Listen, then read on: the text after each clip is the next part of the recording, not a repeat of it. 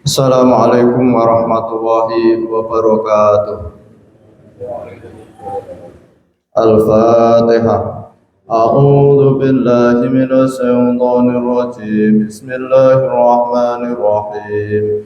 Alhamdulillahi rabbil alamin. Arrahmanir rahim. Maliki yaumiddin. Iyyaka na'budu wa iyyaka nasta'in. Ihdinas siratal mustaqim.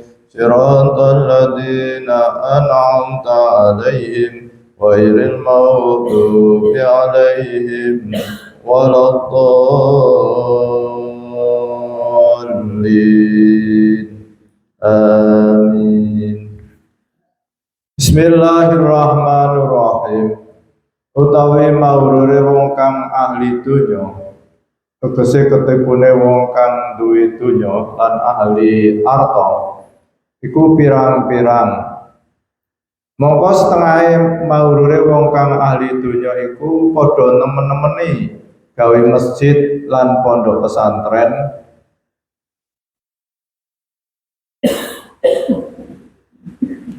lan tinulis namane ana ing lawange masjid utawa pondok pesantren supaya weruh menungso kabeh yen dheweke ingkang ngamal gawe wakaf lan rumangsa ing dalem atine setuhune amal iku ketrima lan dosane di ngapura sebab iku amal ing hale padha ora mikir artane ingkang dinawi masjid iku arta haram. Semono kelawan kecampuran pamer utawa riya lan ujub. Lan setengahe mawrure wong kang ahli donya iku ana ingkang padha napakake artane kelawan sedekah maring fakir miskin. Lan sejone supaya kuncara lan kepuji dening menungso. Lan setengahe ana ingkang padha pikir utawa kumet ora pisan-pisan gawe sedekah lan ora pisan-pisan nglakoni zakat. Balik ketungkul nglakoni amal sunah saking salat lan puasa supaya masyhure adoh. Lan setengah mawrure wong kang ahli donya iku padha nemen-nemeni hadir ing dalem majelis para ulama lan hadir majelis wong kang padha ngaji ilmu nafi. Rumangsa hasil manfaat kelawan mung ngrungokke bloko tanpa dilakoni apa perintahe syarak. Wallahu a'lam. Alhasil wajib ing atase wong mukmin arep waspada lan arep awas ing dalem oleh nglakoni perintahe bendarane. Aja kasih kena tipu hawa nafsu lan tipune setan. Bismillahirrahmanirrahim. Jadi malam pagi hari ini Mbah Kiai memberikan pemahaman pada kita bahwa orang yang punya ilmu, orang yang rajin beribadah, orang yang punya harta itu akan selalu ditipu oleh setan. Yang pertama, bagi orang yang punya harta itu ditipu oleh setan agar menggunakan hartanya itu untuk perbuatan dosa dan maksiat. Itu yang pertama. Kalau ini orang itu masih kuat dalam arti tidak mengikuti godaan setan, lalu setan tidak putus asa. Bagaimana orang itu dijadikan menjadi orang yang kikir. Jadi sampai-sampai diminta zakat tidak mau. Itu yang kedua. Tapi kalau ini sampai setan tidak berhasil, maka orang itu ketika menggunakan hartanya untuk mentaati Allah, itu maka ditipu oleh setan. Seseorang yang mewakafkan tanahnya untuk masjid, seseorang yang mengeluarkan hartanya untuk masjid, tapi hatinya itu kecampuran agar dipuji orang, agar dia namanya dikenal walaupun toh dia sudah meninggal. Sehingga oleh Mbah Kiai sampai-sampai ditulis masjid siapa, rumah sakit siapa. Nah ini kalau di dalam hatinya itu keinginannya adalah agar namanya terkenal atau agar dipuji orang, maka sudah menyimpang. Ini memang sangat berat ini. Jadi kita harus benar-benar secara lahir, wah ini masjid ini adalah wakaf dari itu, secara lahir orang itu terpuji. Tapi kalau sudah hati, ini adalah diri seseorang, diri kita dengan Allah. Ini hubungannya dengan keikhlasan.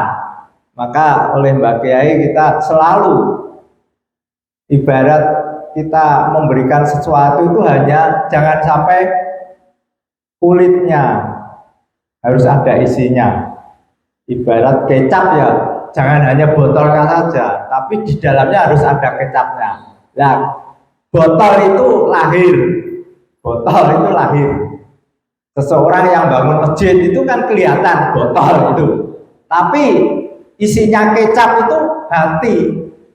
Apakah dia itu benar-benar lillahi ta'ala, atau karena ingin dipuji orang, atau ingin nanti kalau sudah meninggal namanya tetap dikenang orang, oh ini masjidnya dulu waktunya ini.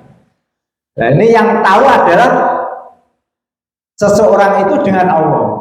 Karena hati itu siapapun tidak tahu isi hati. Sedalam-dalamnya laut bisa diukur kedalamannya, tapi hati seseorang siapa yang tahu di dalamnya itu? Kelihatannya di depan bagus, tapi di dalamnya ada unek-unek, kan tidak tahu. Maka kita harus sering diingatkan jangan suudzon kan begitu, karena sulitnya bahkan tidak diketahui isi hati seseorang.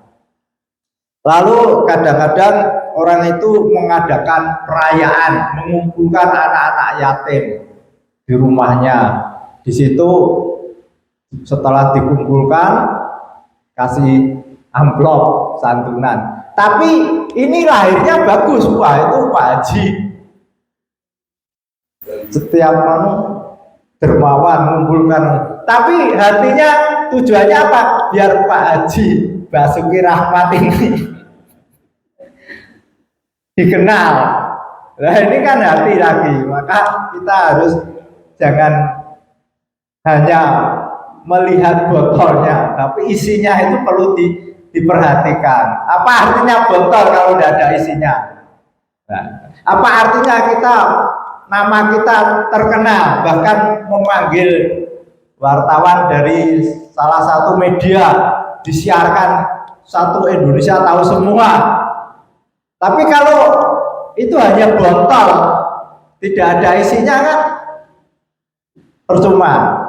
Ini maka kita tidak hanya butuh botol, tapi butuh isi. Maka ketika kita melakukan segala sesuatu itu, kita harus berhati-hati pada hati kita, bagaimana keikhlasan kita. Maka setiap amal yang kita lakukan itu harus dituntun oleh lisan kita, lillahi ta'ala.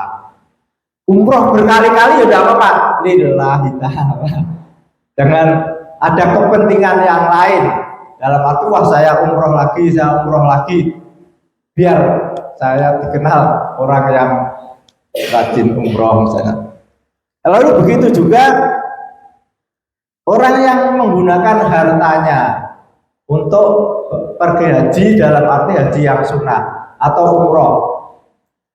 Nah ini kadang-kadang kepergiannya itu bukan didorong oleh lillahi ta'ala, tapi kadang-kadang ada keinginan agar namanya itu dikenal.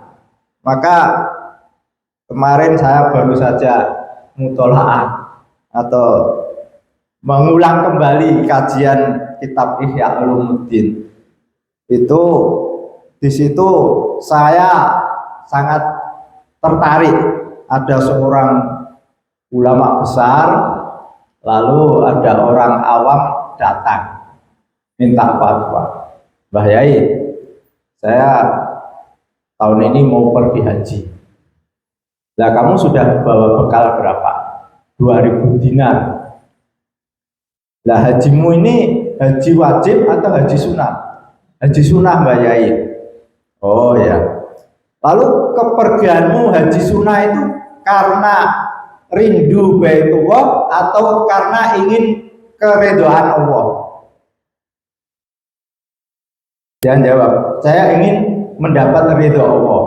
Oh, kalau kamu benar-benar ikhlas ingin keridhaan Allah, maka lebih baik kamu di rumah saja, dan kamu pasti akan mendapatkan keridhaan dari Allah Subhanahu wa Ta'ala.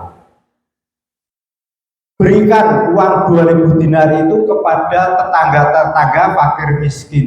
Itu lebih utama daripada 1000 kali kamu haji sunnah. Ini betapa sulitnya orang itu memberikan uang yang mestinya mau digunakan untuk umroh, tetapi diberikan pada tetangga-tetangga atau bank infak. Buktinya apa? Satu kecamatan Pedurungan ini orang banyak, 2 kali, 3 kali, 4 kali yang melakukan umroh sunnah. Tapi mana ada orang yang memberikan 1 umroh untuk bank infak? Ini, maka pola pikir inilah yang harus kita bangun agar kita bisa membantu saudara-saudara kita yang tidak bisa mengkuliahkan anaknya, yang tidak bisa membuat usaha untuk meningkatkan kesejahteraannya. Bayangkan kalau orang-orang yang hanya sekali haji, hanya sekali umroh, sisanya dikumpulkan dalam bank infak, umat Islamnya akan terangkat kesejahteraannya. Buat apa berkali-kali umroh, buat apa berkali-kali haji kalau tetangga-tetangga kita itu miskin? Islam itu menginginkan agar umat Islam itu sejahtera. Buktinya apa? Anjuran untuk zakat, anjuran untuk bersedekah itu berkali-kali dalam Al-Quran. Bahkan zakat itu disejajarkan dengan sholat. Ini berarti kan sholat batin, zakat lahir, keseimbangan. Nah, kita itu baru tekun sholat, tapi zakatnya ini yang belum dimanage dengan sebaik-baiknya. Coba kalau kita kelola dana zakat se-Indonesia itu berapa triliun itu kalau benar-benar dikelola sebagaimana di negara tetangga kita di Malaysia itu kan sudah manajemennya zakat itu sudah bagus, sehingga bisa untuk membantu. Nah, ada undang-undang zakat, sekarang sudah ada. Nah, terus nanti pelaksanaan zakat ini yang harus terus dikembangkan, sehingga lama-lama kita menjadi paling tidak bisa mengangkat kesejahteraan orang-orang itu. Yang selanjutnya adalah orang-orang kaya itu kadang-kadang rajin melakukan datang ke Mbah Kiai sebagai pengajian, misalnya ke Pekalongan, Abdul Lutfi, terus. Tapi kedatangannya dia itu ke pengajian kiai-kiai besar itu hanya sekedar datang, tetapi apa yang disampaikan oleh kiai-kiai itu tidak diamalkan. Dia sudah puas kumpul dengan kiai-kiai majelis pengajian, tapi setelah itu di pengajian diterangkan tentang pentingnya sedekah, pentingnya orang membantu orang miskin, tapi setelah pulang dari pengajian hartanya itu tidak digunakan untuk membantu orang miskin, hanya dia cukup menjadi pendengar saja tanpa diamalkan. Al-Fatihah. A'udzubillahi minasyaitonir rajim. Bismillahirrahmanirrahim. Alhamdulillah ar-rahmanir-rahim. Iyyaka na'budu wa iyyaka nasta'in. Ihdinas siratal ladzina an'amta 'alaihim. Assalamualaikum warahmatullahi wabarakatuh.